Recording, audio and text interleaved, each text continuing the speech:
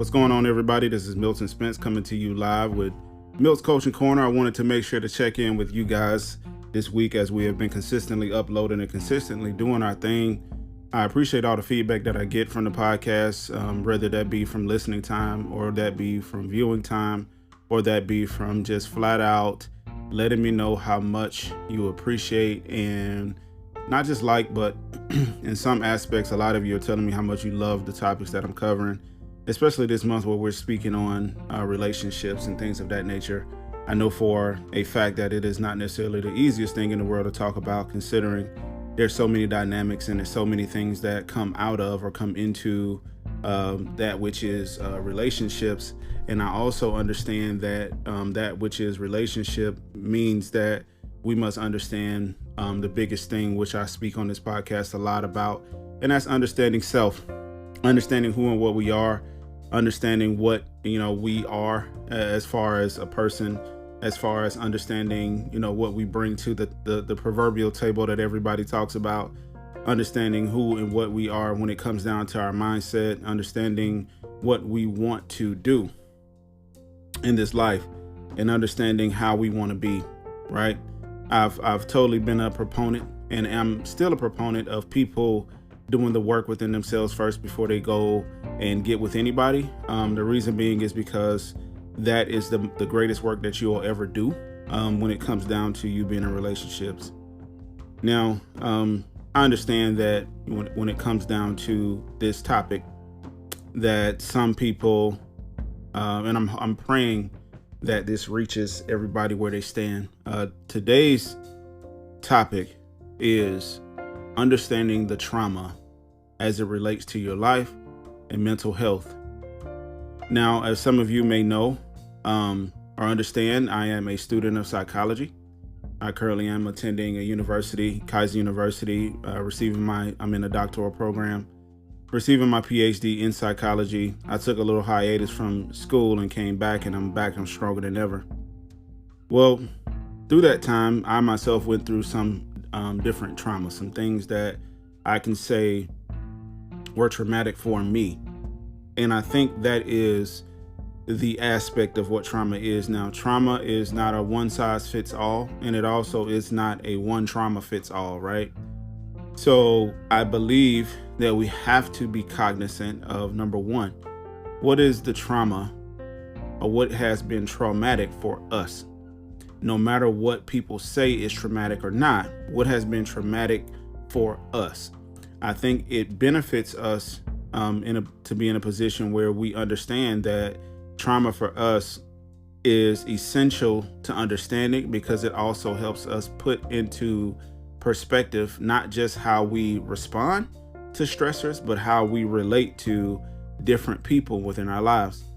A lot of people are so disassociated from their trauma, they also forget to be associated with mankind. And a lot of people are so associated with their trauma that they forget to be disassociated from mankind.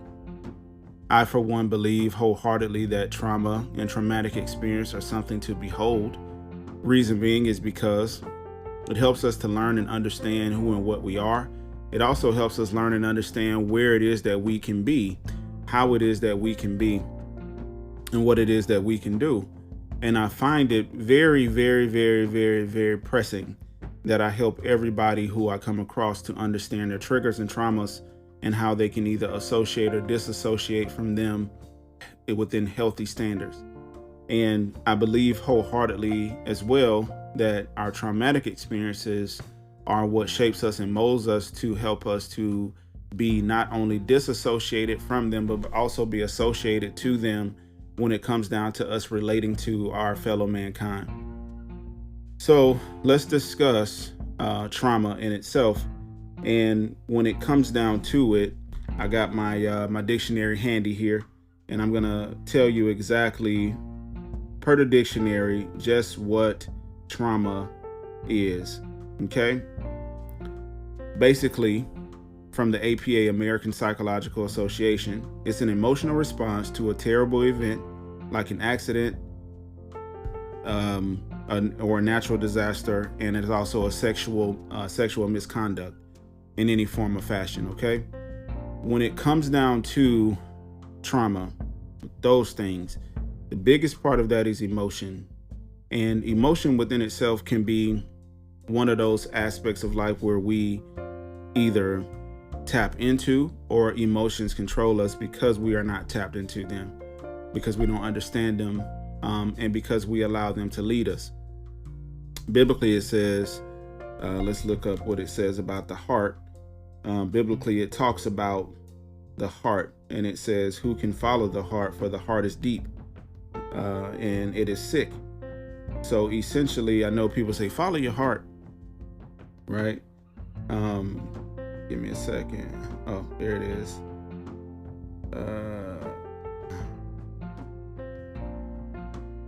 Okay. This is, give me a second.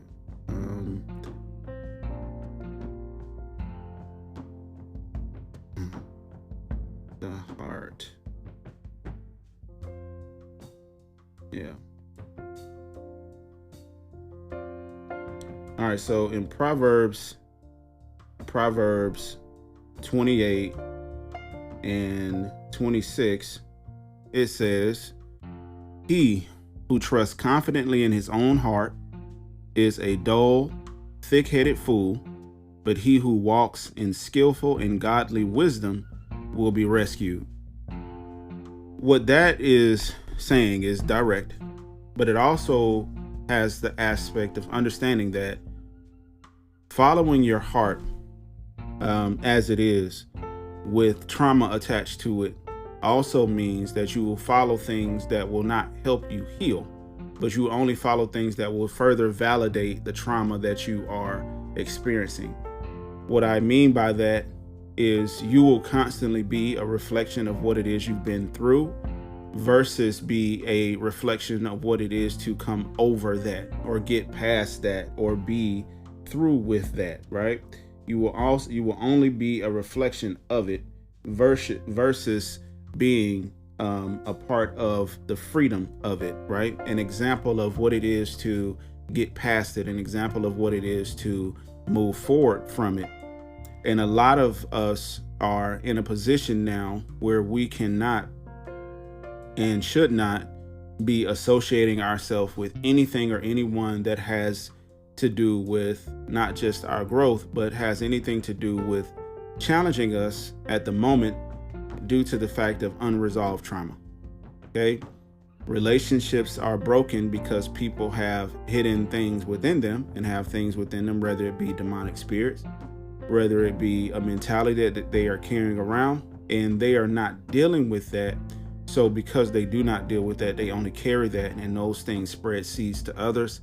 And because they spread seeds to others, we find ourselves in a position always being free of the next traumatic event because we're not doing that work within ourselves, within solitude, in order to fix what it is that is going on with us, so that when we do go out into the world and we do give ourselves over to our fellow man and we do interact with each other, that we're not spreading seeds of hate and more trauma, but we're only spreading the seeds of love, and we are only spreading the seeds of forgiveness and trust and everything that is good.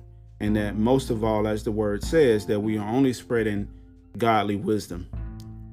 There's a big difference, a huge difference between a person who operates in a space where they only spread the things that harm them, only spread the things that harm them and spread things that hurt their ego and pride, versus spreading things that are of humility and of God's love. Now, I know deep down inside that you and me have not hit a section in our life where we can say that we're fully healed. I believe the beauty of this entirety is that we are constantly in a state of healing. And I believe that within healing, I know it's contradictory to what I said as far as coming out with people, right? Involving ourselves with people. That's the process. So there's solitude in your healing, and then there's association with your healing.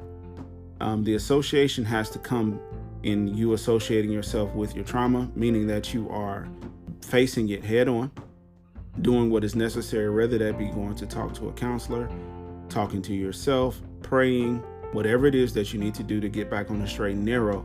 And the straight and narrow that I'm speaking of is not a normative straight and narrow. It doesn't mean that you get back on a straight and narrow as far as what society says is a straight and narrow, or what they mean by that.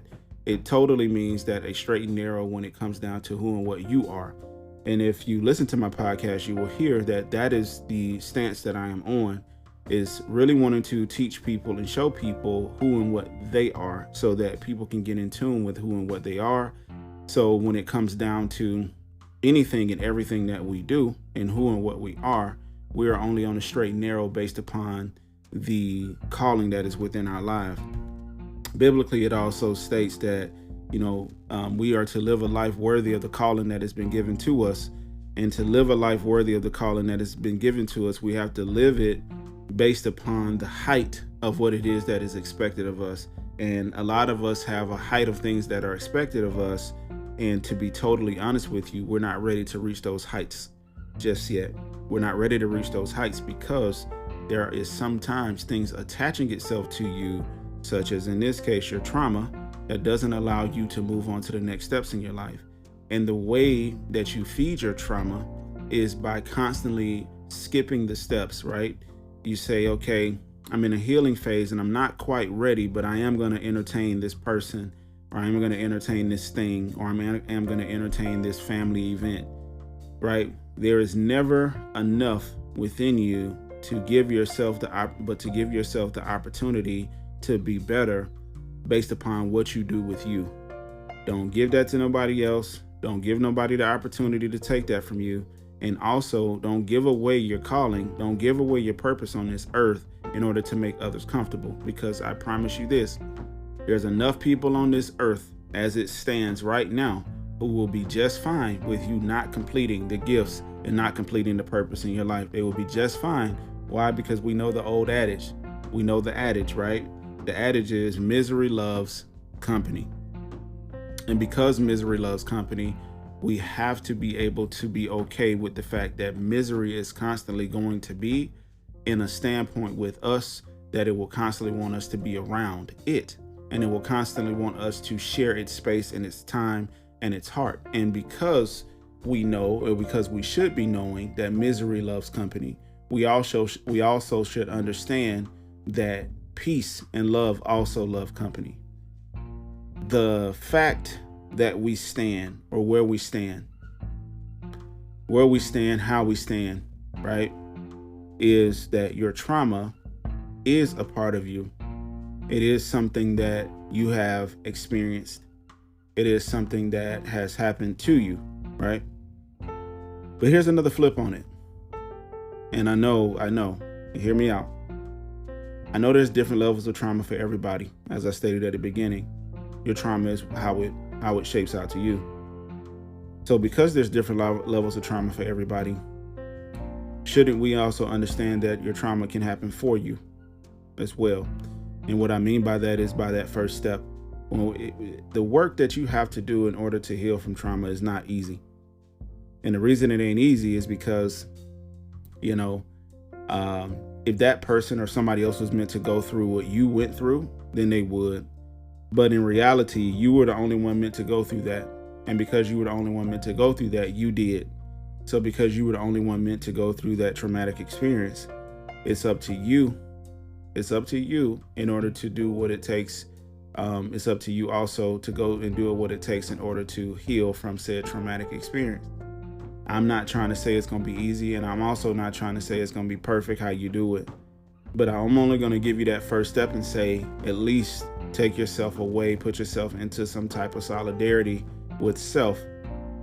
Whether that is you still have to be around people, but you still take time to yourself, or it is that you don't have to be around people and you still take that time for yourself. Make the deal with yourself that you're going to be in solidarity while you deal with your mess, while you deal with what has happened to you, and while you deal with what it is that is affecting you. You will take that opportunity to be with yourself and make sure that you heal.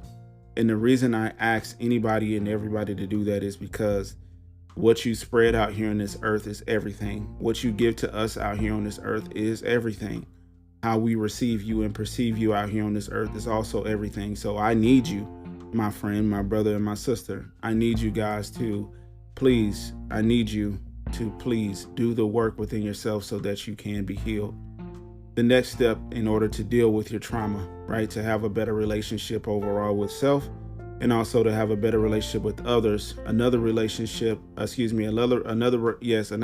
grower and another trauma rectifier is to take time out to be yourself. Taking time out to be yourself. What that means is embracing. The embracement of your traumatic event is also something that is very tough, and I can say that to any and everybody. It is very tough to embrace your traumatic event or your trauma, because once you embrace it, that means you have come to the reality that it is a part of you. You've come to the reality that the way that you talk, the way that you operate, the way that you are, means that you now are that person. And the hardest part about that is you may not want to accept that person. You may not want to accept what you've become. You may not want to accept what you have accepted into your heart. You may not want to accept what you've accepted into your mind. And you also may not want to accept exactly what it is that you now have taken on and portrayed to us out here that you are. You may not be ready to accept the fact that you are now exactly what it is that you've been through. I know a lot of people say, I don't look like what I've been through. Yeah, sure. But the fact is, you are what you've been through. We all are what we've been through, right? And some people would like to fight against that. It's a psychological thing for them. Like, well, I'm not what I've been through. Yeah. But in reality, you are, because you have to acknowledge it and say that you're not that thing. You have to say, I'm not this, to understand that you are that, right? In order to say you're not something, you have to know that it could be a part of you, or that it is a part of you, right? A lot of us have a lot of pride when it comes down to how we want to do this thing called life, right? A lot of us have a lot of pride in how we want to operate in this life. The problem with that is not accepting who you are, not embracing who you are, means that you're going to go around, like we talked about, throwing around those seeds to others, throwing around those seeds to others, and never really getting to a place and a part in your life where you understand that the seeds that you've thrown out to others is only going to come back around to you. It's only going to be something that you will experience, meaning that the better you get at healing, the more that you don't throw those seeds out, the less trauma that you will have to go through, because you are done being the vicious cycle of what it is that you have been through. Some people call it breaking generational curses. Some people call it I'm gonna be a brand new me in 2023, right? Some people call it a bevy of things. But the harsh truth is, you are what you are until you break the stance, and you are what you are, whether that is positive or negative, right? You are exactly what you are. So you cannot be taking your trauma and passing it out to people like Skittles. You have to sit down, hug yourself, look your trauma dead in the eye, whatever that experience may be, whoever that experience may have been with. You have to look that in the eye, and number one, you have to forgive it or that or this. You have to forgive yourself, because one thing that you have to know about yourself is that you are human. You are human. You're not a machine. You are not you're not a machine. You're human, man. You're a human being. And because you're a human being, you have to give yourself the grace to understand that it is your trauma. It is something you have been through, but it is not something that has to define you by you avoiding it. You can literally go about it in a way where you don't avoid it. You face it, you embrace it, you look at it dead in the eye, and you say, I am going to get over you. And you call it out, or those things out. I'm going to get over you. I'm going to get through it. And I'm going to come out a better person, so I can go out here in this earth and plant better seeds, so that I can receive better as it comes to me, as it goes to me. I no longer want to receive from this world what is not mine. I no longer want to receive from this world what it is that is not meant for me to go through. based upon the fact that I keep giving out trauma, right? The healing process is everything because you need it and I need it. The person who is running into you, imagine the type of people who have run into you in public and they've run into you as you stand, right? Let's just say if you have not done the work and they run into that person, are they running into who you actually are, or are they running into a person that you wish that you weren't? Are they running into a person that you wish that you didn't have to be? I, and for one, truly believe that they are running into a being that you know for a fact that you no longer are. And I know that you wish that you could change that. And I know for a fact that when people run into you in public and you get startled or you get kind of, let's say some people say shy, but if you get like that, you have to ask yourself, are they running into the full version of you as you are meant to be? Or are they running into the diluted version of you based upon the fact of what you've been through? Those are the questions you should ask yourself in order to make sure you're totally free of the trauma that you have experienced. There's people out here who know for a fact that their faith is being tested. There's people out there who know for a fact that their faith is being harnessed and hurt and, hurled against them, because your faith, your mentality, the person you're meant to be, the being that you're meant to be is deep behind closed doors. Some of you are in a room curled up in a little ball because you are not coming out. You're afraid of that darkness. There's a light trying to take your hand. A light is trying to take your hand. There's some of you out there who abuse others because you have trauma within yourself. You abuse yourself. You hurt yourself. You harm others because you have trauma. You're hurting because you have trauma. Listen, I pray that you receive the healing that you deserve. I pray that you get the healing from these traumatic events and these traumatic places or these things that have traumatized you. I pray total healing over your body, over your mind, over your soul and your spirit, because we need you guys out here to plant positive seeds. We need you out here to plant better seeds. The interactions that you have online, the interactions that you have in person, sometimes they feel dead, they feel dull. There's rarely people who you speak to where they give you life when you speak to them, right? Or you feel life coming from them when you speak to them. The people you feel life to when you speak to them, talk to them about what they're healing from. Because healing, right, is a process. You get a cut, there's a process in order to heal it. The body goes through a process in order to heal it. So you have to go through a process in order to also heal. But understand where that cut was, the body remembers. You won't forget it. You won't forget it, but you'll do better the next time at protecting yourself from getting it, right? You'll do better next time for protecting yourself from receiving it. And you also will do better by not giving out that same pain, because you know what that looks like. You know what that trauma is, so you won't give that out to others.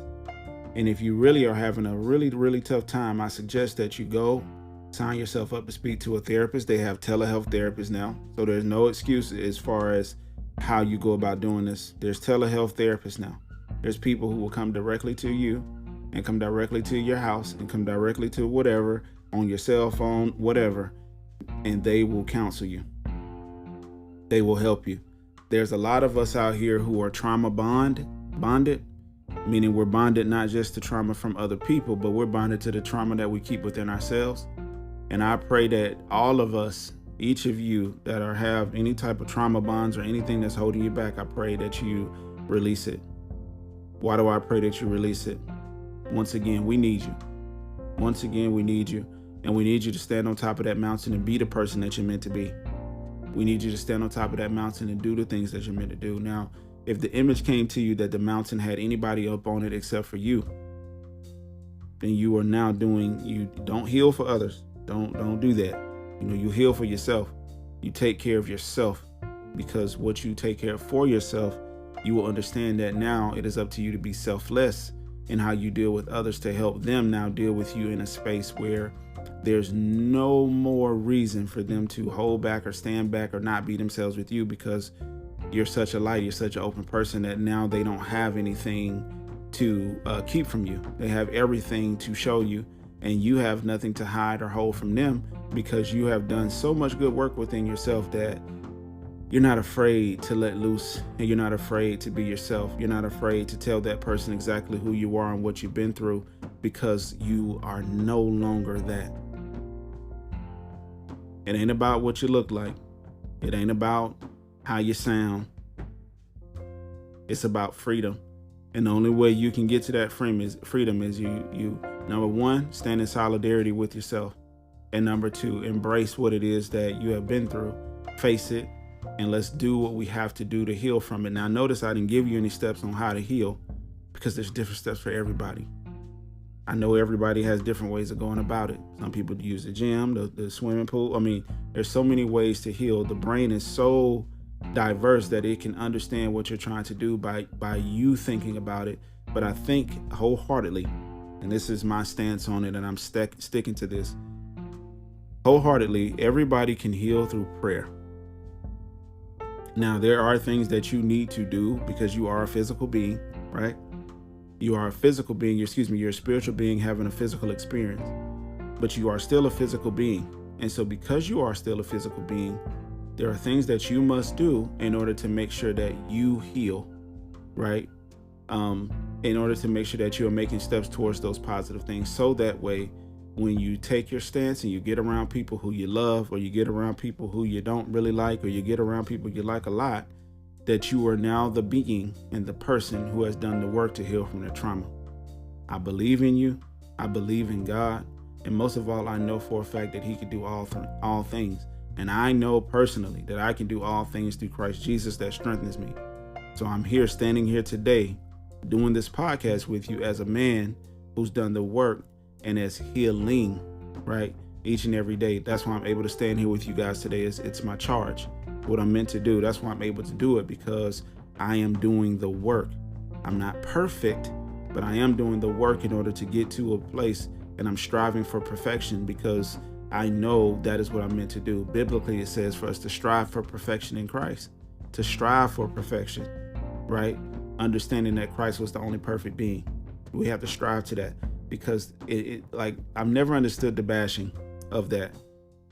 Why? Because Christ did everything right as far as a person is concerned. As far as a human being is concerned, Christ did everything right. Now, why would I not want to strive to be that way? Be a man of kindness and love and peace.